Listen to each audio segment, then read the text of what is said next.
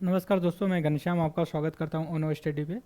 जैसा कि मैं करंट पढ़ा रहा हूं और ज्योग्राफी और इकोनॉमिक भी साथ में पढ़ा रहा हूं, तो ये जो हमारी करंट की क्लास है वो बहुत ही डेडिकेशन के साथ और जो है कि क्वेश्चन और उसके बाद जो टॉपिक करंट में रहे। मेरे जो एक करंट अफेयर की क्लास है उसको जो टाइटल दिया जाता है उसको current affair plus contemporary issue in the sense कि ऐसा कोई चीज़ जो बहुत दिनों से चलता आ रहा हो तो मतलब उसका क्या है कि बहुत ब्रॉडर इस पर्सपेक्टिव होता है। एग्जाम्पल के लिए अगर मैं बात आपसे शुरू करूं कि जैसे कि आप फॉलो कर रहे होंगे न्यूज़पेपर फॉलो कर रहे हैं, तो एक ग्लासको एक प्लेस है जिसमें वहाँ पे बहुत से as present time prime minister of the India also the visited. तो वहाँ पे वो गए हैं, तो वहाँ पे आपको ये पता होना चाहिए कि किस लिए गए हैं, वहाँ पे क्या क्या चीज़ें हो रही हैं और उससे निकल के आ रही, क्या ये हर साल होता है या फिर इस हो रहा है तो इसके पीछे रीजन क्या है। तो ये सारी जो अगर चीज़ें अब बैकग्राउंड के साथ अगर इसको डिस्कस करने की कोशिश करेंगे, या फिर इसको जो अभी पीरियड है बस मतलब कि हाँ ग्लासको है जो स्कॉटलैंड में पड़ता है और जो कि COP26 हो रही है, ठीक है। तो इसमें क्या है कि ये इतना बस करंट अफेयर्स है, लेकिन अगर आप बात करना शुरू कर दे जो COP26 से चल रहा है, 26 चल रहा है, तो मतलब क्या है, इससे पहले भी COP1 हुआ होगा, राइट। तो ये मतलब जो है कि आप 1 से लेकर 26 तक चलते आइए, और उसमें एक बात और भी आ रही होगी, छोटी छोटी चीज़ें जो वर्ड्स होते हैं, जिसमें कहते हैं net net zero, right. Net zero होता है। नेट जीरो मतलब अगर यूपीएससी या फिर कोई कमीशन अगर वो पूछना चाहे आपसे एग्जाम की नेट नेट जीरो का मतलब क्या है, आजकल ये बहुत न्यूज़ में रहा है, तो जाहिर सी बात आपको पता होना चाहिए। अगर आपको पता है चीज़ें, तो ये बहुत बड़े रॉकेट मिसाइल नहीं, बस नॉर्मल सी चीज़ है कि आपको ये पता हो कि नेट नेट जीरो क्या है। नेट जीरो का मतलब ये है कि CO2 का जो इमिशन है उसको आप एकदम कि कम कर दीजिए, एकदम जीरो कर दीजिए, बस यही चीज़ है। तो दूसरी बात ये चीज़ है कि अगर CO2 को कर रहे हैं तो CO2 मतलब है क्या, कौन सी गैस है। अगर आप मेरी ज्योग्राफी की क्लास फॉलो कर रहे होंगे तो उसमें आपको मैंने बताया था जो CO2 कार्बन डाइऑक्साइड का मतलब इंपॉर्टेंस क्या है, और अगर इसके रेशियो अगर हमारे एटमॉस्फेयर के कंपोजिशन में इंक्रीज होता है तो इसका क्या आउटकम आएगा, राइट। तो ये सारी चीज़ें अगर आप डीप में पढ़ रहे हैं और इसको बहुत डायनेमिक तरीके से पढ़ रहे हैं, तो एक बात हमेशा ध्यान रखना कि जो भी क्वेश्चंस पूछता है, अगर मैं कहूँ कि यूपीएससी, राइट, अगर 100 क्वेश्चंस अगर वो पूछती है किसी एग्जाम में, तो अगर मैं गलत नहीं हूँ तो उसका ऑलमोस्ट 50% जो है, 50 क्वेश्चंस जो होते हैं वो करंट अफेयर से बेसिस होते हैं। एग्जाम्पल के लिए अगर आप बात करने की कोशिश करें तो कुछ ऑफिस होते हैं, पॉलिटी एक नॉर्मल सब्जेक्ट है, हर स्टूडेंट को, हर कंपटीटर को ये नॉर्मली ऑन द फिंगर पे होती है। हर टीचर पढ़ाना पसंद करता है, बच्चे पढ़ना पसंद करते हैं। तो इसलिए मैं जो कि इसका एग्जाम्पल ले रहा हूँ पॉलिटी के लिए। जैसे जुडिशरी है, सुप्रीम कोर्ट, हाई कोर्ट या फिर लोअर कोर्ट जिसको सबॉर्डिनेट कोर्ट बोलते हैं, या फिर जो पार्लियामेंट होती है, स्टेट लेजिस्लेशन होता है, उसमें बिल कौन सी पास होती है, कौन सी कैसे पास होती है, क्या प्रोसीजर होता है। पार्लियामेंट होती है वो कितने लोगों से मिल करके बनती है, right. Office of governor and president, vice president, speaker, presiding officer, etcetera etcetera. तो इसी से जितने भी क्वेश्चन अगर 100 में 15 to 10 क्वेश्चन जो कि पॉलिटी से पूछा जा रहा है, तो उनमें से 10 क्वेश्चन, अगर 15 क्वेश्चन तो 10 क्वेश्चन जो कि आपका इन्हीं ऑफिस से होगा। इसके बाद फंडामेंटल है, DPSP और फंडामेंटल ड्यूटी से आपके क्वेश्चन से आ जाते हैं। कुछ बच्चे खुच्चे होते हैं वो तो इंस्टीट्यूशन से आ जाते हैं, वो इंस्टीट्यूशन वो भी बहुत न्यूज में होते हैं। जैसे मैं एक और प्रोग्राम चला टू दी पॉइंट, राइट। ये टू द पॉइंट का चलाने का मतलब ये चीज़ है, कोई भी ऐसी छोटी छोटी चीज़ें होती हैं, कुछ वर्ड्स होते हैं, कुछ इंस्टीट्यूशन होती है जो कि न्यूज़ में आई हूँ, तो उनको बहुत डीप तक टू द पॉइंट, मैंने जैसे अभी attorney general and advocate general की बात किया था, एक हमारा वीडियो पब्लिश हुआ है, तो उसमें आप देख सकते हैं इन दोनों के बारे में देखा है। अभी ये ऐसा क्यों है, ऐसा इसलिए मैंने इसको डिस्कस किया क्योंकि जो एक्स या फार्मर जो कि अटॉर्नी जनरल मुकुल रोहतगी एक हैं, जो कि वो शाहरुख खान की जो कि बेटे के जो ड्रग्स का केस हुआ था उनमें उनका नाम आया था। तो इसलिए इम्पोर्टेंट हो जाता है कि जब ये अटॉर्नी जनरल होते हैं, इनका जब टेन्योर होता है, ऑफिस में रहते हैं गवर्नमेंट का, तो उनका क्या लिमिटेशन होती है, जब रिटायर हो जाते हैं या फिर ऑफिस को क्विट कर लेते हैं, लिव कर लेते हैं, तो फिर उसके बाद उनका क्या लिमिटेशन होता है, वो कौन सी प्रैक्टिस कर सकते हैं, कौन सी प्रैक्टिस नहीं कर सकते हैं। तो ये सारी चीज़ों को मद्देनज़र रखते हुए जो कि हमने इसको डिस्कस किया। दूसरी पॉइंट अगर मैं बात करूँ पॉलिटी से ही रिलेटेड, तो CAG जिसको कंप्यूटरल जर्नल ऑफ इंडिया का controller general of the auditor general बोलते हैं इनको ऑफिस, ये कॉन्स्टिट्यूशनल बॉडी तो ये भी जो कि न्यूज़ में रही है, क्यों? क्योंकि फॉर्मर एक सीएजी रहे हैं, उनका नाम है विनोद राय। जो विनोद राय ने एक यूपीए जो गवर्नमेंट थी, इससे एनडीए गवर्नमेंट से पहले जो गवर्नमेंट, तो उसमें वो सीएजी थे। तो उन्होंने बहुत से अपनी रिपोर्ट पब्लिश की, उनमें से कुछ ऐसे भी पब्लिश कर दिए तो जिसमें मिस इन्फॉर्मेशन हो गई थी। मिस इन्फॉर्मेशन की वजह से उन्होंने कुछ दिन पहले एक जो कि लीडर्स रहे हैं उनसे अपोलाइज किए, इसलिए अपोलाइज किए क्योंकि उन्होंने बाय मिस्टेक उनका भी नाम जो है कि उसमें कर दिया, तो इसलिए कुछ बवाला हुआ। तो इसलिए ये ज़रूरी हो जाता है कि आप कोई भी एग्ज़ाम कंपटीशन का दे रहे हैं तो उनसे आप न्यूज़ से अटैच्ड रहिए। और अगर आप फॉलो करते हैं लक्ष्मीकांत पॉलिटी के लिए और पॉलिटी जो कि इंडियन मॉडर्न इंडिया के लिए, अगर आप स्पेक्ट्रम वगैरह जो भी बुक आप फॉलो कर रहे हैं उनका बेसिक याद है, तो आप इनको इस वजह से पढ़िए क्योंकि आपका रिवीजन हो जाए, राइट। अगर नहीं भी आप कभी पढ़ें तो तब भी इनको, अगर आप मेरे लेक्चर टू द पॉइंट का जो अगर प्रोग्राम है अगर उसको फॉलो करते हैं तो वो सारी चीज़ें आपको पता चल जाएंगी। आगे अगर हम आगे आने की बात करें, अगर इकोनॉमिक्स की बात करें, अभी तो मान लीजिए हमने कोप किया और जो है कि हमने जो कि इसका किया यूपीएससी के जो क्वेश्चन पूछता है, जो कि कहाँ कहाँ से क्वेश्चन पूछता है। अगर मैं इकोनॉमिक्स की इकोनॉमिक की बात करूँ तो कुछ चीज़ें ऐसी होती बहुत न्यूज में होती हैं। फॉर एग्जांपल के लिए अगर आप होंगे तो इन्फ्लेशन से related, inflation in the sense कि ये है कि इनकी महंगाई, जैसे महंगाई होती, कहते हैं ना कि यार आजकल बहुत महंगा हो गई। फॉर एग्जांपल कि अगर हम मस्टर्ड ऑयल जो होता है उसकी प्राइस बहुत हाई चली गई है, जितना कि होना चाहिए उससे बहुत ज़्यादा हो गई है।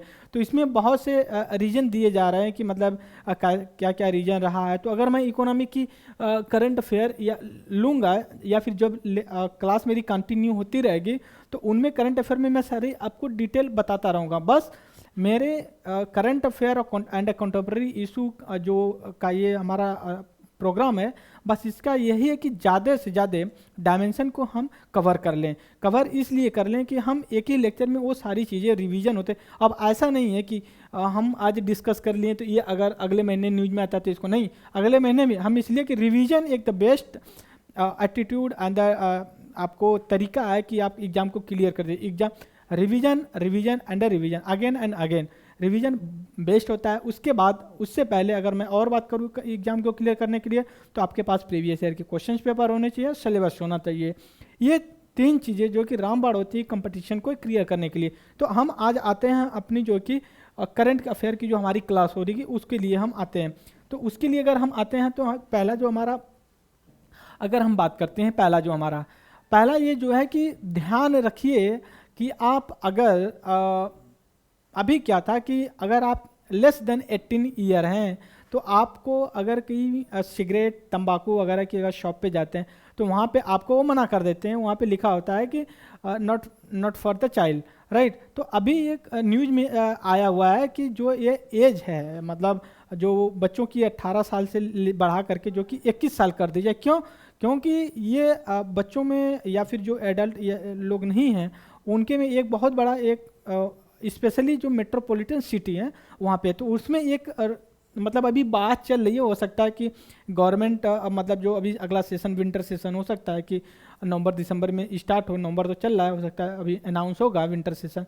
तो उनमें क्या है कि वो हो सकता है वो एक्ट लाएँ और एक्ट को अमेंडमेंट करें जो कि उसको और एज को बढ़ा दें। तो मैं एग्जांपल दे रहा हूँ, मैं कल आ रहा था रास्ते से तो 3 से 4 छोटे छोटे बच्चे थे, वो जो कि बीड़ी पी रहे थे।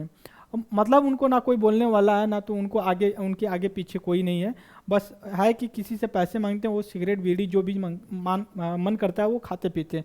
तो ये हमारी एक न्यूज ये रही। दूसरी जो हमारी न्यूज रही है कि जो कॉप का कॉन्फ्रेंस चला है, बस लाइटली करंट अफेयर के बेसिस पे मैं ले रहा हूँ। अभी जब हमारी स्टैटिक टू द पॉइंट वाली जो मैं क्लास मेरा लेक्चर आप जब सुनेंगे तो उनमें सारी चीज़ें आपको इसके जो मैं अभी लेक्चर ले रहा हूँ उसमें और डेप्थ तक जाएंगे। तो उसमें डेप्थ तक जाने के लिए आपको उसका वेट करना पड़ेगा। क्यों ऐसा वेट क्यों करना पड़ेगा? अभी कॉन्फ्रेंस चल रही है वहाँ पे ग्लासगो स्कॉटलैंड में, तो इस वजह से मैं ये कहने की कोशिश कर रहा हूँ कि जब तक वहाँ फाइनल डिसीजन ब्लूप्रिंट नहीं निकल के आता, UNFCCC का अगर पूरा ब्लूप्रिंट निकल के नहीं आता, तब तक अगर हम डिस्कस करते हैं तो आधी अधूरी चीज़ें हम डिस्कस करेंगे। 2-1 दिन में ये सारी चीज़ें सॉल्व हो जाएंगी और फिर उसके बाद मैं पूरा नोट्स बना करके आपको PDF के थ्रू और लेक्चर हो सकता है थोड़ा बड़ा हो जाए, राइट। तो इस वजह से मैं उसको सारी चीज़ें आपको डिस्कस करूंगा और बताऊंगा। तो मतलब जो हमारा ये है कि हम पहला जो कि एज का डिस्कस किए 18 से ले बढ़ा करके आपका 21 कर दिया जाए इसके लिए। दूसरा जो हमारा लेक्चर है उसमें जो कि कॉप 26 चल रहा है। कॉप 26, पहली बात तो कॉप का फुल फॉर्म पता होना चाहिए। नाम है conference of party. Conference of party मतलब जो कि कंट्री हैं उनका जो कि एक समूह इकट्ठा होता है और जो वहाँ पे वो डिस्कस करता है किसके टॉपिक पे, इन्वायरमेंट, राइट। इन्वायरमेंट के इशू पे टॉपिक, इन्वायरमेंट के इशू पे जो कि बात करता है। दूसरी चीज़ ये हो जाती है कि अगर आप एक चीज़ और देखे होंगे, एक चीज़ ये देखे होंगे कि जब मैंने प्रीवियस ईयर की ज्योग्राफी की क्लास लिया था उसमें मैंने कहा था कि जो एटमॉस्फेयर का जो कि वो है क्या बोलते हैं कि जो कंपोजिशन है, कंपोजिशन मतलब जो जैसे मान लीजिए गैस हो गई, वाटर हो गया, राइट, वाटर हो गया, और पार्टिकल्स या ये डस्ट हो गई। तो हमने जो गैसों का जो कंपोजिशन दिखा था उसमें हमने नाइट्रोजन का देखा था, ऑक्सीजन का देखा था, तो उसमें CO2 का भी देखा था हमने। CO2 का रोल देखा था हमने कि वो क्या था। CO2 का रोल यही हमने देखा था उसमें कि जो एटमॉस्फेयर का जो टेम्परेचर को ये जो कि वो मतलब एक वार्म करके रखता है। मतलब ये इसकी जो रेशियो है हमारे एटमॉस्फेयर 0.032 के आसपास है, इतना ही काफ़ी है। लेकिन इशू ये हो गया है कि इसका जो रेशियो बढ़ रहा है। जब ये बढ़ रहा है तो जाहिर सी बात है हमारा जो है कि क्लाइमेट या फिर एटमॉस्फेयर का टेम्परेचर इंक्रीज करेगा। तो इंक्रीज जब करेगा तो जाहिर सी बात है कि ये हम ज़्यादा हीट नहीं, ज़्यादा कूल इन्वायरमेंट में रह सकते हैं, फ्रोज। तो इसमें क्या है कि इनकी जो कि CO2 का जो रेशियो बढ़ रहा है तो इससे क्या होगा, कहते हैं ग्लोबल, नाम सुना होगा आपने, global warming, right. Global warming का मतलब यह ग्लोब का जो हमारे एटमॉस्फेयर का तापमान बढ़ रहा है, ग्लोबल का तापमान। तो इसकी ग्लोबल वार्मिंग के बाद क्या होगा, इसमें क्या होगा, पर्यावरण परिवर्तन, राइट। वैश्विक मतलब इसका हिंदी होगा हिंदी में थोड़ी सी दिक्कत आ रही है। तो ग्लोबल वार्मिंग और उसके बाद जो है कि क्लाइमेट चेंज, मैं इसको आपको एक सिंक्रोनाइज तरीके से मैं बता दे रहा हूँ। CO2 है, CO2, राइट। जाहिर सी बात हमारे एटमॉस्फेयर में कितना इसका परसेंटेज है, 0.032% के आसपास ऑलमोस्ट, राइट। तो इसमें क्या है कि यहाँ पे चल रही है अभी कॉन्फ्रेंस कहाँ पे चलती है, ग्लासको पड़ता है कहाँ पे, स्कॉटलैंड आपका कौन है, स्कैंडिनेवियन जो कंट्रीज होती हैं। स्कैंडिनेवियन मतलब कि जब यूरोप का कॉन्टिनेंट देखेंगे तो उसका जो सबसे नॉर्दर्न पार्ट पड़ेगा यूरोप कॉन्टिनेंट का सॉरी। तो उसमें जो है कि आपका 4 से 5 स्कैंडिनेवियन कंट्री बोलते हैं, उनका एक अपना एक अलग तरीका है। तो वहाँ पे ये ऑर्गेनाइज किया जा रहा है और उस ऑर्गेनाइजेशन को जो नाम दिया जा रहा है conference of party, COP, conference of party, COP 26 हो रहा है। इससे पहले भी हुआ था। तो ये सारी चीज़ें आपको याद होनी चाहिए। पहली बात तो मैथ में वो पूछ सकता है कि ग्लासको वेयर इज सिचुएटेड द ग्लासको ये पता है आपको। अगर इजी दे तो ये कहते हैं कि यूरोपियन कॉन्टिनेंट में, या फिर आप कंट्री का नाम देते स्कॉटलैंड, राइट। तो ये चीज़ हमने बताने की कोशिश किया। दूसरी चीज़ ये है कि इसका जो रेशियो, अब हम देखते हैं जो CO2 है, CO2 जो है कि इंक्रीज होगा तो जाहिर सी बात है अगर इसका इंक्रीज होता है वार्मिंग तो global warming, right. Global warming क्या होगी, मतलब कि हमारे एटमॉस्फेयर को, और वार्म का मतलब हो गया कि गर्म, और ग्लोब का मतलब जो हमारा जो पूरा जो अर्थ का एटमॉस्फेयर है। तो ग्लोबल वार्मिंग होगी। ग्लोबल वार्मिंग के कारण क्या होगा, क्लाइमेट चेंज होगा, राइट। क्लाइमेट चेंज होगा। जब क्लाइमेट चेंज होगा तो इसका मतलब क्या, जलवायु परिवर्तन,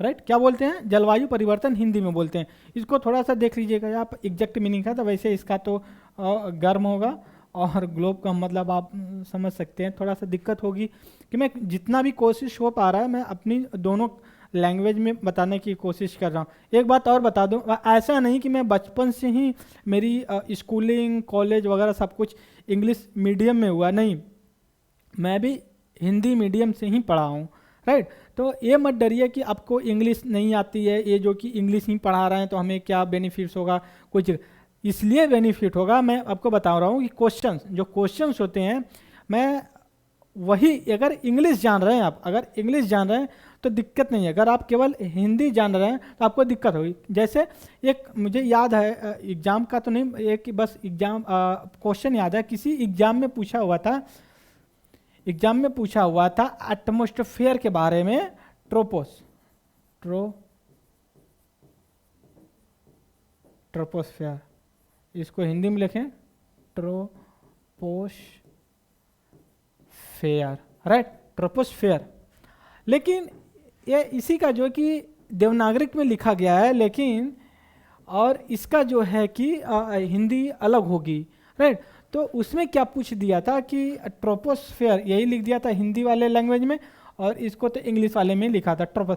उसने ये पूछा था जो रेनफॉल या डेली की जो एक्टिविटीज होती है सबसे ज़्यादा एटमॉस्फेयर में, वो कौन सी लेयर में होती है, तो ट्रोपोस्फेयर में ही होती है। तो इसलिए मैं कह रहा हूँ कि आप ज़्यादा से ज़्यादा कोशिश करिए कि इंग्लिश के वर्ड, उसमें दो चीज़ें, अगर आप वनडे एग्जाम दे रहे हैं वैसा कोई, तो उसमें आपकी वोकेबलरी जो कि इंक्रीज होगी। दूसरी चीज़ होगी आपका, जाहिर सी बात है कि अगर कोई बंदा इंग्लिश में आकर के आपसे बात करता है तो वो कुछ भी कहे, मतलब उसका एक्सप्रेशन एक दूसरों के लोगों के कंपैरिजन में ज़्यादा अच्छे होता है। एग्जांपल के लिए अगर मैं एक मूवी, मुझे नाम नहीं याद आ रहा, उसमें धर्मेंद्र, बॉबी देओल, सनी देओल होते हैं, उनमें उसमें वो भी होता है, क्या बोलते हैं, अनुपम खेर भी होते हैं, वो वहाँ के लीडर्स होते हैं। तो उसमें कहते हैं वो इंग्लिश में प्रॉमिस करेंगे तो ये फ्री में वीज़ा देंगे अगर चुनाव जीतेंगे। तो सनी देओल कहता हम कैसे दें, कहता कि वो इंग्लिश में बोलो, इंग्लिश में कुछ भी बोलो, लोग समझते हैं इंग्लिश में जो भी बोल रहा है वो सही ही बोल रहा होगा। तो वो इंग्लिश में जब बोलता है तो वो कहता है कि whatsoever is a promise will never provide to you, this is only hope, right. तो ये एक चीज़ देखने की कोशिश करिएगा, एक तो आपकी सोसाइटी में रिस्पेक्ट अपने फ्रेंड में होगी, दूसरी ये चीज़ होगी कि आपका एग्जाम और जो कि यूनिक होगा, और तीसरी ये चीज़ होगी कि आपके अंदर जो क्रिएटिविटी होगी वो source of the information, Hindi में मैं क्लियर और विद कॉन्फिडेंस एविडेंस के साथ मैं ये चीज़ बोल सकता हूँ कि हिंदी में या फिर अदर देन इंग्लिश लैंग्वेज जो भी सोर्स है इंफॉर्मेशन है वो लिमिटेड है, लेकिन इंग्लिश में बहुत सी unlimited source of the information की हैं। आपको चाहे न्यूज़पेपर से ले लीजिए, वेबसाइट ले लीजिए, या फिर गवर्नमेंट की चीज़ों ले लीजिए, होती तो है गवर्नमेंट की दोनों लैंग्वेज में, बट उतना मज़ा नहीं आता जितना इंग्लिश में आता है। अगर आप गूगल करिए तो जाहिर सी बात है बहुत सी इंफॉर्मेशन आपको इंग्लिश में ही पढ़ना पड़ता है। तो इसलिए आप ट्राई करिए, अब एक दिन में नहीं, मैं दोनों लैंग्वेज में बोल तो हिंदी में ही रहा हूँ, हिंदी और इंग्लिश दोनों लैंग्वेज, तो ट्राई करिए, कोशिश करिए उसको समझने की। तो अब हम आते हैं अपने टॉपिक पे, क्लाइमेट चेंज। क्लाइमेट चेंज का मतलब ये हो गया कि जैसे एग्जाम्पल के थ्रू अगर मैं आपको बताने की कोशिश करूं, क्लाइमेट चेंज, इसको शॉर्ट फॉर्म में सीसी के यहाँ पे लिखते हैं। एग्जाम्पल के लिए अगर मैं ऐसा कुछ इंडिया का मैप बनाऊं, राइट, ऐसा इंडिया का मैप बनाऊं, राइट, ऐसा इंडिया का अगर मैं मैप बनाता हूं, तो अगर आपको थोड़ा सा भी आइडिया हो इंडिया के मैप के बारे में, तो जाहिर सी बात है ये वाला जो पार्ट पड़ता है आपका गुजरात पड़ता है, इसी से रिलेटेड जो है कि आपका ऐसे ही यहाँ पे राजस्थान पड़ता है, राइट। राजस्थान में हमारा ये आपको ये भी पता होगा थार डेजर्ट, राइट। डेजर्ट का मतलब ये हो गया थोड़ा सा दिक्कत हो रही है, मरुस्थल,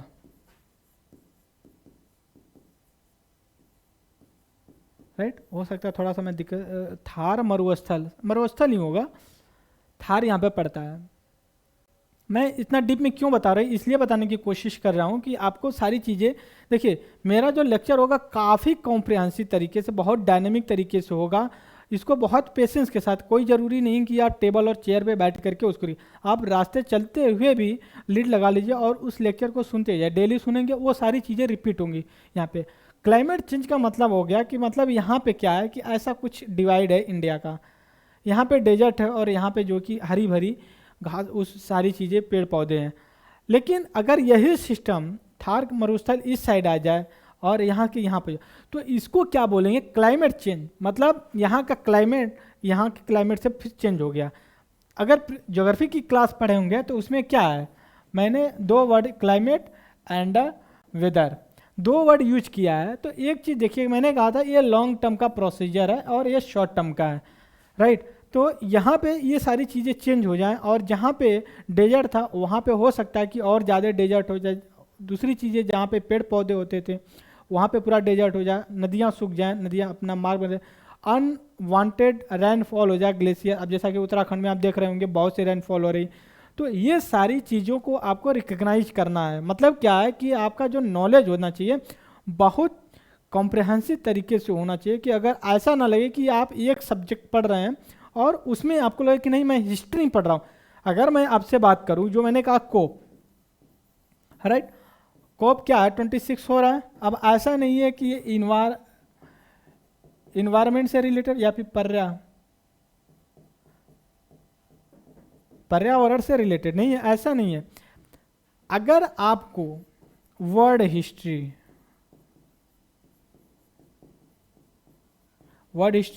प्लस इंटरनेशनल रिलेशन, राइट, अगर नहीं आ रहा है, प्लस उसके बाद मॉडर्न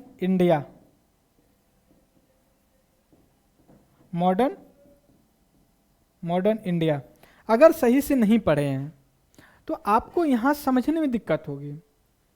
चलिए एक समय के लिए मान लेते हैं कि आप समझ जाएंगे, लेकिन जब आपको यूपीएससी का क्वेश्चन हैंडल करना होगा और अपने पॉइंट ऑफ व्यू देना पड़ेगा, या फिर ऐसे का जो क्वेश्चंस होते हैं उसको अगर हैंडल करना होगा, तो आपको बहुत सी दिक्कत है। दिक्कत क्यों आएगी?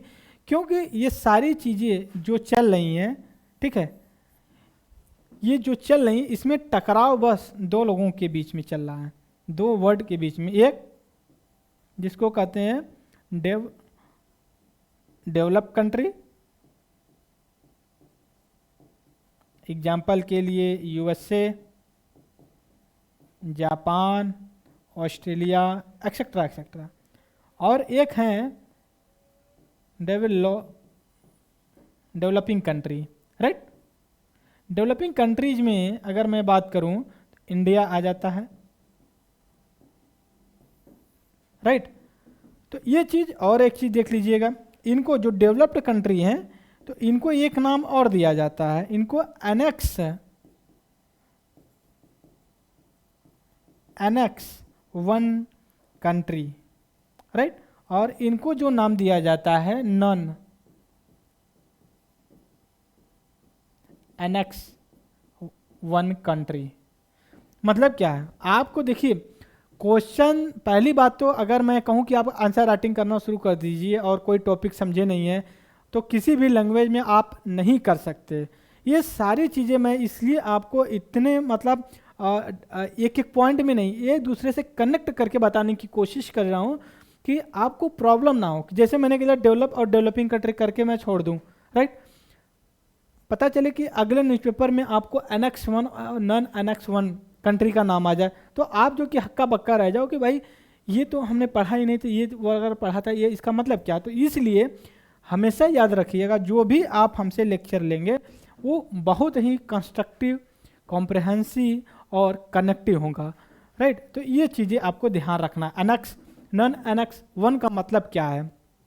हो सकता है जैसे यूपीएससी ने एक क्वेश्चन पूछा था, यूपीएससी किसमें, IAS में, बजेल 3 ये पूछ दिया था। मतलब ये वर्ड किससे रिलेटेड है, राइट। तो ये वर्ड जो है कि आपका इकोनॉमी बैंकिंग किससे रिलेटेड है, बजेल इकोनॉमी बैंकिंग से रिलेटेड है, राइट। तो एक चीज आपको अब एक बार ध्यान में और आना चाहिए, क्या ये थर्ड है, तो क्या इससे पहले 1 और 2 रहा है? जी हाँ रहा है। मतलब क्या है कि जब मैं आपको बैंकिंग इकोनॉमी का क्लास लूँगा, अब बहुत ही जल्दी लेने वाला हूँ, तो उनमें ये सारी चीज़ें आपको डिटेल में समझ में आ जाएंगी। अगर मैं आपको आइडेंटिफाई करने की कोशिश करूँ कि नहीं इसमें क्या है, मतलब आपको कितने क्वेश्चंस मिल रहे हैं, मैं बस इतने में बात कर रहा हूँ। दूसरी बात, पहली बात तो एक आपको थार डेजर्ट कहाँ पे पड़ता है? इंडिया का जो वेस्टर्न नॉर्थन पार्ट पड़ता है, राजस्थान, ये है। दूसरा, कॉप का फुल फॉर्म क्या है? कॉन्फ्रेंस ऑफ पार्टी है। कॉप 26 कहाँ पे हुआ है आपका? ग्लासगो, स्कॉटलैंड में। कहाँ पे? यूरोप कॉन्टिनेंट में पड़ता है। 3 क्वेश्चन हो गया। और जो अगला क्वेश्चन बनता है कि अनेक्स, अनेक्स का मतलब क्या है? आपको पता है, डेवलप्ड जो कंट्री हैं उनका। और नॉन अनेक्स वन कंट्री का मतलब क्या हो गया आपका? जो कि इसका हो गया। दूसरी बात, अगला जो क्वेश्चन हमारा बनता है कि बजल, बजल थर्ड क्या है भाई? वो बैंकिंग इकोनॉमिक से रिलेटेड है। ये सारी चीज़ें हमने देखने की कोशिश किया। तो मतलब ये चीज़ें पेशेंस के साथ, आपको कोई पेपर पेंसिल लेकर के बैठने की ज़रूरत नहीं। जब आप फ्री हों, कुकिंग कर रहे हो, या फिर नहाने के अलावा अगर वॉशरूम वगैरह कहीं भी जा रहे हैं, आप लीड लगा लिए। ब्लूटूथ, इतनी टेक्नोलॉजी डेवलप हो गई, मोबाइल गिरने का डर नहीं, ब्लूटूथ ईयरफोन ले लीजिए, उसको लगा लीजिए और हेड में लगा करके अपना आराम से खाना बना सकते हैं, कपड़े साफ कर सकते हैं, वॉशरूम वगैरह कहीं भी यूज कर सकते हैं। तो रास्ते में जा रहे हैं, चाय पीने जा रहे हैं, दोस्तों के साथ गपशप कर रहे हैं, तो कोई दिक्कत नहीं, आप लगा लीजिए, उसको सुनते रहिए, क्योंकि ये चीज़ें हमेशा रिपीटेड होती रहेंगी। तो ये चीज़ हमने देखने की कोशिश किया कि कॉप 21 सॉरी ये वहाँ पे हो रहा है। और इसी एक क्वेश्चन और हमने किया था कि नेट, नेट जीरो, भाई ये किससे रिलेटेड है? आपको ये भी पता है कि CO2 इमिशन से रिलेटेड है, राइट। CO2 क्या है? कार्बन डाइऑक्साइड है। ये कितना इसका रेशियो है एटमॉस्फेयर में? इसका इंपॉर्टेंस क्या है? अगर एग्जाम में पूछेगा तो उसको आप हैंडल कर सकते हैं। तो मतलब ये चीज़ है कि मेरी जो भी लेक्चर है वो काफ़ी कंस्ट्रक्टिव होगा। नेक्स्ट हमारा जो क्वेश्चन होगा उसमें एक चीज़ और आप देखने की कोशिश करिएगा कि जैसे एक चीज़ ये होती है ना कि भाई मैं जो भी पढ़ा रहा हूँ या फिर पढ़ रहा हूँ उसको हमें एग्ज़ाम से बहुत रिलेटेड होना चाहिए। और जितना भी मैं पढ़ा रहा हूँ इसमें हो सकता है मेरा क्लास लेंदी भी हो जाए कभी कभी, जैसे आज की क्लास काफ़ी लेंदी हो जाएगी। जब लेंदी हो जाएगी तो उसमें जो मैं भी बता रहा हूँ, अब ऐसा नहीं कि बेफजूल की चीज़ें बता रहा हूँ, वो सारी चीज़ें आपको जो है कि ये एग्ज़ाम के पॉइंट ऑफ व्यू से रिलेटेड होगी। एग्जाम्पल के लिए एक मैं और बात करूँ, अभी जो कॉप 26 चल रहा है तो उसमें एग्जाम में एक बार PCS में भी पूछा हुआ था कि CO2 जो इमिशन हो रहा है उनमें सबसे ज़्यादा कौन कंट्री कर रही है, राइट। CO2 इमिशन मतलब उत्सर्जन, उत्सर्जन क्या बोलते हैं? CO2 उत्सर्जन। CO2 उत्सर्जन में, इमिशन में कौन सी कंट्री सबसे ज़्यादा करती? ओवरऑल की बात कर रहा हूँ मैं, ओवरऑल। जैसा इससे पहले अगर मैं और आगे जाऊँ तो एक चीज़ और देख लीजिएगा, पॉपुलेशन। पॉपुलेशन में इंडिया का कौन सा प्लेस है? सेकंड प्लेस है, राइट। और चाइना का क्या है? चाइना का क्या है? पहले प्लेस पे है, राइट। ये चीज़ देख लें। लेकिन जो CO2 इमिशन है इसमें USA पहले प्लेस पे है, दूसरे प्लेस पे जो है कि आपका चाइना पड़ेगा। एक बात तो होना चाहिए कि भाई कि दूसरे प्लेस पे ये पॉपुलेशन में तो जाहिर सी बात, पॉपुलेशन ज़्यादा है तो इमिशन भी ज़्यादा होना चाहिए, लेकिन नहीं। जो इंडिया का है तो इंडिया, इसको हम 3 पैरामीटर पे डिवाइड कर रहे हैं। इंडिया के इस इमिशन को हम 3 पैरामीटर पे डिवाइड कर रहे हैं। 3 पैरामीटर का मतलब क्या हो गया? पॉपुलेशन मतलब पॉपुलेशन बेसिस, बेसिस पे इंडिया बहुत लोवेस्ट है, राइट। पर पर्सन के अकॉर्डिंग आप देख लीजिए तो बहुत नीचे है। दूसरी चीज़ें हो गई, पहली दूसरी चीज़ें हो गई कि इंडिया का ओवरऑल जो इमिशन है काफ़ी ज़्यादा है, मतलब थर्ड प्लेस पे आता है, राइट। ये चीज़ को आप बड़े अच्छे से रिकॉग्नाइज करिए, थर्ड प्लेस। लेकिन एक बात और मैं एक्स्ट्रा आपको बताने की कोशिश कर रहा हूँ, वो एक्स्ट्रा जो बताने की कोशिश ये कर रहा हूँ कि ऐसा क्यों है। ऐसा इसलिए है कि इंडिया के ये भी एग्जाम जो मैं अभी पॉइंट लिखने जा रहा हूँ ये भी एग्जाम के पॉइंट ऑफ व्यू से इम्पोर्टेंट है। इंडिया का जो प्लेस है, अगर मैं कहूँ एनिमल्स या फिर जो कैटल होते हैं या फिर जो जानवर हैं, राइट, इंडिया में सब नंबर 1 पे हैं, सबसे ज़्यादा कैटल रखे हुए, राइट। और इंडिया जो कि मिल्क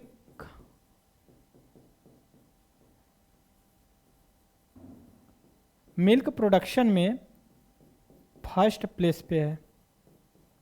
लेकिन एक चीज़ ध्यान रखना, लेकिन काऊ मिल्क, COW, काऊ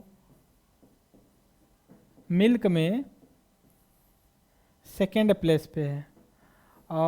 तो आपके दिमाग में आएगा कि पहले प्लेस पे कौन है, तो मेरे हिसाब से डेनमार्क पड़ता है। आप डेनमार्क को मार्क करिए और कमेंट में हमें बताइएगा डेनमार्क का लोकेशन कहाँ, किस कॉन्टिनेंट पे है। तो ये चीज़ें हो गई। दूसरी चीज़ हो गई, जो कैटल होती हैं जब ये अपना भोजन करके जो जुगाली करती हैं, देखते होंगे कि जब उनका भोजन हो जाता तो बैठ करके वो अपने माउथ को घुमाते रहे। वो इसलिए करते हैं कि उनका मेटाबॉलिज्म सिस्टम काम करे, और उससे क्या होता है कि CO2 इमिशन होता है, राइट। CO2 इमिशन होता है। अगर आपसे क्वेश्चन पूछे कि जो, देखिए क्वेश्चन पूछने का कोई क्राइटेरिया नहीं होता है कमीशन का। अगर मैं एक चीज एग्जांपल मैं लूँ क्वेश्चन प्रीवियस ईयर के UPSC का, तो उसमें एक क्वेश्चन पूछा हुआ था कि जब जानवर जाते हैं तो उनके पीछे कौन सी ऐसी एक बर्ड्स होती है जो है कि वो अपने फूड को कंज्यूम करती है। होता क्या है कि अगर आगे आगे कोई एनिमल जा रहा है तो उनमें क्या होता है, जो ग्रास वगैरह होते हैं, जो छोटे छोटे कॉकरोच वगैरह होते हैं, या फिर जो कीड़े होते हैं उड़ने वाले, फ्लाई करने वाले, तो वो डिस्टर्बेंस होता है तो वो उड़ते हैं। तो वो जो बर्ड्स होता है उनके पीछे लगे होते हैं और उनको जो कि अपने फूड के रूप में यूज करती है, राइट। तो उसको मैना बोलते हैं। इस चीज़ को आप प्रीवियस क्वेश्चन पेपर को सर्च कर सकते हैं। मैं यहाँ नहीं करा रहा हूँ, लेकिन मैं ओरली वो सारे क्वेश्चन प्रीवियस ईयर के UPSC के जितने हुए हैं, स्टेट पब्लिक सर्विस कमीशन के, ये 2 एग्जाम्पल्स, 2 जो कि कमीशन है हमारे मेन फोकस्ड पे होंगे, उनके क्वेश्चन मैं कराता रहूँगा ऐसे ओरली बोल करके। और लास्ट में एग्जाम के कि मैं to the point question previous year के उसमें सॉल्व कराऊंगा और उसमें ट्रिक बताऊंगा, जिसको कहते हैं मास्टर ट्रिक। मास्टर ट्रिक में कुछ टेक्निक होती है और उसको पता एलिमिनेट करना पड़ता है कि अच्छा इस साल इस नेचर का क्वेश्चन पूछा तो इनमें क्या मिस्टेक किया, सेम नेचर के क्वेश्चन अगले साल पूछा तो उनमें सेम मिस्टेक किया। तो ये हम एक इसको कहते हैं, अगर टेक्निकल भाषा में बोले इसको कहते हैं एल्गोरिथम। क्या बोलते हैं? एल्गोरिथम बोलते हैं। तो इस चीज़ को देखना, मैं लास्ट में एग्जाम के कोई भी एग्जाम होगा आने वाले रहेंगे तो उनका मैं टू द पॉइंट बात करूंगा। तो ये इमिशन जो पूछेगा कि जब जानवर जुगाली करते हैं वो उस दौरान कौन सा गैस इमिशन करते हैं, राइट। तो वो मीथेन CO2 निकलती है, राइट। CO2 और मीथेन CO2 निकलती है। दूसरी चीज़ ये हो गई कि अगर आप पैडी जो धान की खेती होती है, ठीक है, वहाँ से भी मीथेन CO2 जो कि इंक्रीज होती है। तो इन वजह से जो होता है कि ग्रीन हाउस गैसों में, जैसे कि अगर मैं कहूँ CO2, अभी मैं वर्ड यूज किया ग्रीन हाउस गैस, अब क्या दिमाग में आएगा कि अभी तो CO2 करते रहें और ग्रीन हाउस गैस में कैसे एंटर कर गए, तो धैर्य रखिए, उसको मैं बताऊंगा बाद में। तो वो जो कि वहाँ से निकलता है मीथेन और CO2 की, ये चीज़ हमने डिस्कस कर लिया। तो हम अपनी जो क्लास को कंटिन्यू करते हैं और देखने की कोशिश करते हैं आगे जो कि हम करते हैं। जैसा कि मैंने कहा कि थर्ड हमारा जो होगा ये लेक्चर है, इसमें ये जो कि हमारा ये लास्ट है आज का, उसमें क्या है कि CAG के बारे में मैं थोड़ा सा लाइट लूँ क्योंकि समय मेरे पास कम है। CAG controller auditor general post होती है ये, राइट। ये 148 under article of the constitution, right, under the constitution में इसमें होती है CAG जिसको बोलते हैं। दूसरी बात, इनकी जो टेन्योर होता है 6 या 65 होती है, इस चीज़ को ध्यान रखिएगा। दूसरी बात, मोस्टली ये जो कि ये IAS होते हैं, IAS ऑफिसर होता है। अगली चीज़ ये है कि इनका जो अपॉइंटमेंट कौन करता है, वो प्रेसिडेंट करता है, राइट। कौन करता है? प्रेसिडेंट करता है। और रेजिग्नेशन जो इनका होता है, रेजिग्नेशन मतलब इस्तीफा जिसको बोलते हैं, नियुक्ति इसको बोलते हैं, नियुक्ति और इस्तीफा, राइट। इस्तीफा तो ये इनको देते हैं, राइट। इस चीज़ को देख लीजिए। लेकिन जो मेन इनका इम्पोर्टेंट है और जो हम डिस्कस करेंगे, तो इसका मतलब ये है कि इनका जो CAG है, इनका इम्पोर्टेंट क्या है, इम्पोर्टेंट या वर्क, राइट। इम्पोर्टेंट या वर्क इनका क्या है, तो इस चीज़ को आप देख लीजिए। इम्पोर्टेंट क्या है कि ये ऑडिट करते हैं। क्या करते हैं? ऑडिट करते हैं। किसको करते हैं? ये चीज़ पता होना चाहिए। ये ऑडिट करते हैं वो सेंट्रल गवर्नमेंट, मतलब यूनियन या फिर government of India and the state, right. ये स्टेट, ये दोनों लेवल के चीज़ों का ऑडिट करते हैं। तो भाई क्या चीज़ है कि ऑडिट करते हैं, ये इसकी व्हाट मतलब क्या है कि गवर्नमेंट, जो गवर्नमेंट होती है वो हो सकता है कि ये स्टेट गवर्नमेंट और सेंट्रल गवर्नमेंट दोनों हो। तो ये जो अपना एक्सपेंडिचर करते हैं, खर्चा, सॉरी थोड़ा सा इसमें दिक्कत हो गई, खर्चा, ठीक है।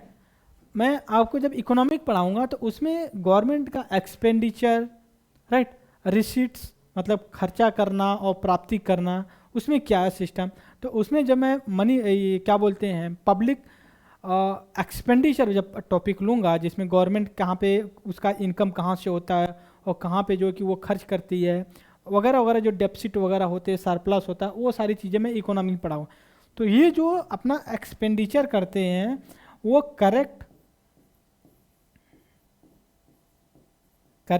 या रॉन्ग किए हैं कि नहीं किए हैं। अगर वो रॉन्ग किए हैं तो तब भी वो बताएंगे। और ये जो रिपोर्ट इनकी होती है, जो CAG की जो रिपोर्ट होती है, रिपोर्ट होती है, ये रिपोर्ट किसको करते हैं? गवर्नमेंट ऑफ इंडिया को नहीं करते हैं, किसी को नहीं। ये जो है कि सीधे प्रेसिडेंट को करते हैं। किसको करते हैं? प्रेसिडेंट। एक UPSC ने क्वेश्चन पूछा हुआ था कि जो कॉन्स्टिट्यूशनल मोस्टली बॉडी होती हैं वो जो है कि अपना एनुअल रिपोर्ट जो है कि किसको सबमिट करते हैं, तो उसमें ऑप्शन दिया हुआ था government of India, parliament, supreme court, office of president या प्रेसिडेंट, राइट। तो उसमें जो ऑप्शन स्टेटमेंट करेक्ट था वो CDS का क्वेश्चन है। हाँ, तो CDS का क्वेश्चन में ये पूछा हुआ था कि अपना एनुअल रिपोर्ट किसको देती हैं, तो चाहे UPSC हो जिसका हम लोग प्रिपरेशन करते हैं, union public service commission, CAG हो, या फिर और जो कमीशन होते हैं OBC commission, SC ST women child commission होते हैं, ये जो लोग होते हैं अपने रिपोर्ट जो कि एनुअली प्रेसिडेंट ऑफ इंडिया को सबमिट करते हैं। और प्रेसिडेंट ऑफ इंडिया जो है कि फिर उसके बाद करता क्या है, ले जा करके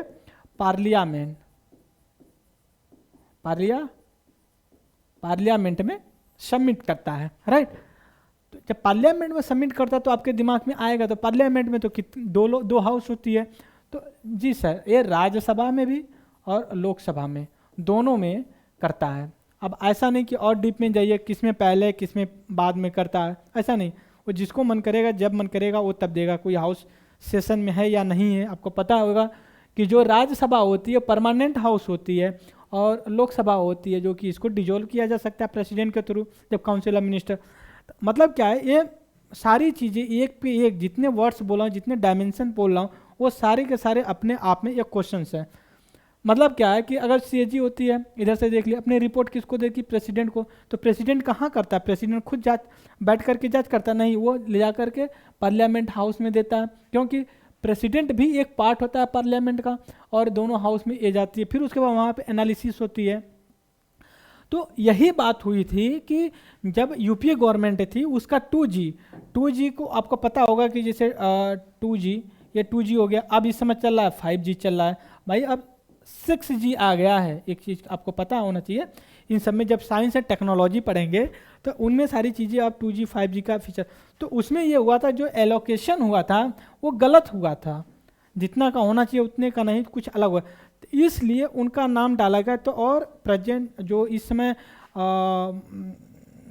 उस समय के जो CAG रहे हैं विनोद राय, आपको ये पता है काफ़ी रिस्पेक्टेबल थे, लेकिन उन्होंने सेल्फ अपोलाइज किया उनसे। तो गवर्नमेंट जो उस समय की गवर्नमेंट थी और इस समय जो अपोजिशन में है, उन्होंने कहा कि पूरे पार्टी से पूरे कंट्री से जो कि विदाउट कंडीशन कि अपोलाइज करना चाहिए।